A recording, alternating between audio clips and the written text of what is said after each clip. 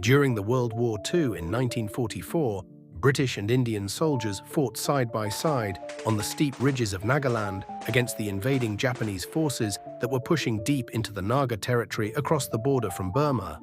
But here in this video, we're not going to talk about the battle of guns and bayonets. Rather, a psychological battle against oneself. A chilling nights filled with horror, starvation, and a haunting cries of dying soldiers, which terrified even the most battle-hardened soul. Here is a story of beyond the Battle of Guns.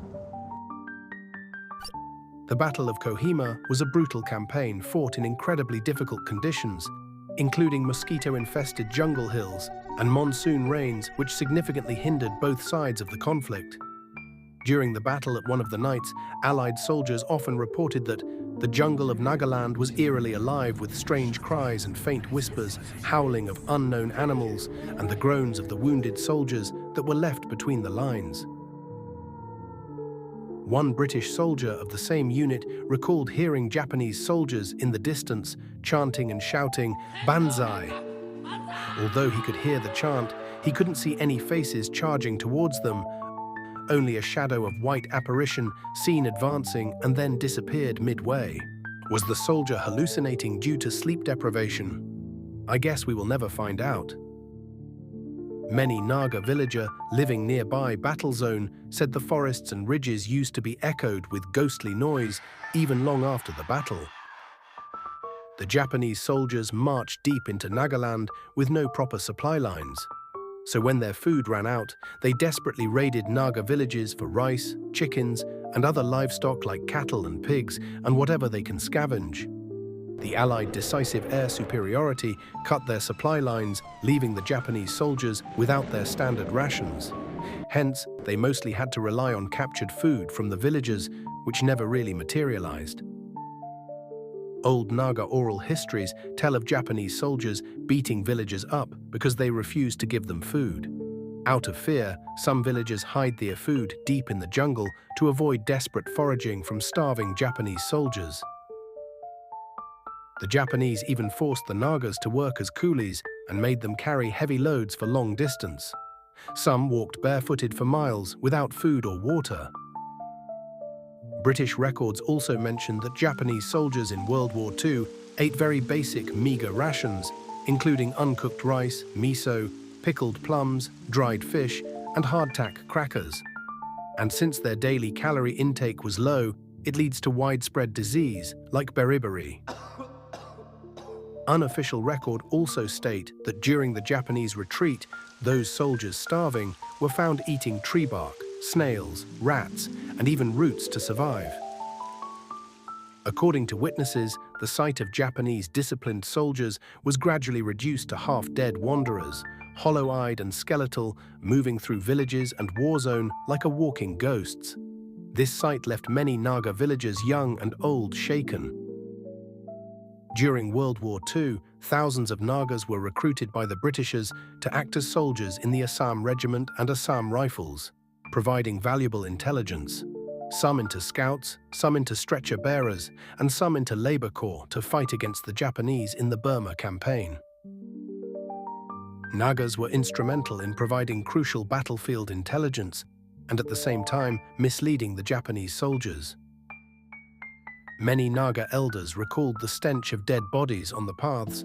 Sometimes they had to step over corpses for days as battles raged. A chilling memory from one old Angami elder said, "At night the jungle was silent except for the flies feeding on the dead. We slept among the dead and the living without knowing which was which." The Deputy Commissioner's bungalow in Kohima became the center of the fiercest battle. After the battle, Naga survivors described the area as a carpet of bodies, so thick that one could walk on them even without touching the ground. Some Naga's elders later told their children that the site was truly haunted.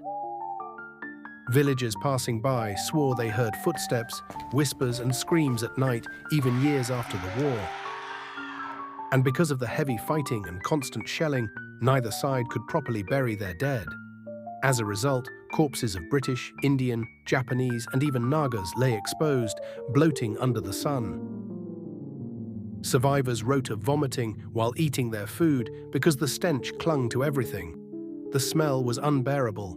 One British soldier later said, "For weeks, I dreamt that the jungle itself was rotting, breathing death straight into our lungs."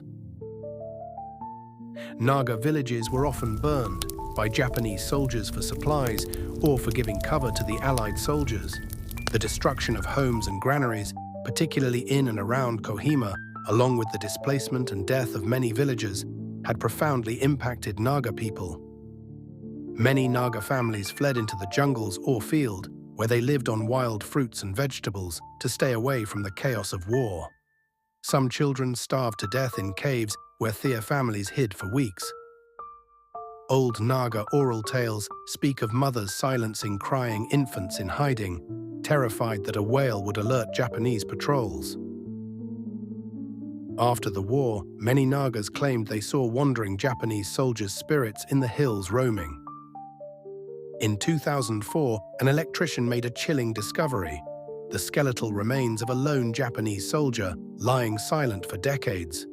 Beside him rested a glass and a spoon, still etched with Japanese markings, a haunting reminder of the life he once lived. British veterans who returned for memorial visits said that when they stood at the cemetery, they felt as though the ridge still watched them. Beyond the official history, World War II in Nagaland was not only a battle of guns, but also of fear, starvation, strange jungle nights, and the heavy shadow of death that lingered long after. While no specific ghost story during World War II in Kohima is widely documented, the intense trauma of the battle led to the area being described as an eerie or ghost town after the fighting subsided. The immense human suffering, with rotting corpses and widespread destruction, naturally fostered an atmosphere that could be considered ghostly, and the phrase "ghosts of Kohima" refers to the enduring trauma and forgotten history of the battle and its impact on the Naga people. The cries and screams heard in those misty hills are the unfortunate young soldiers who never made it back to their homeland. Isolated, cornered, and helpless, many were barely out of their teens, full of dreams and promise. Each one was a beloved son, a brother, a friend. Families longed for their return, unaware that they had perished far from home, trampled upon in the chaos of war like forgotten shadows of history.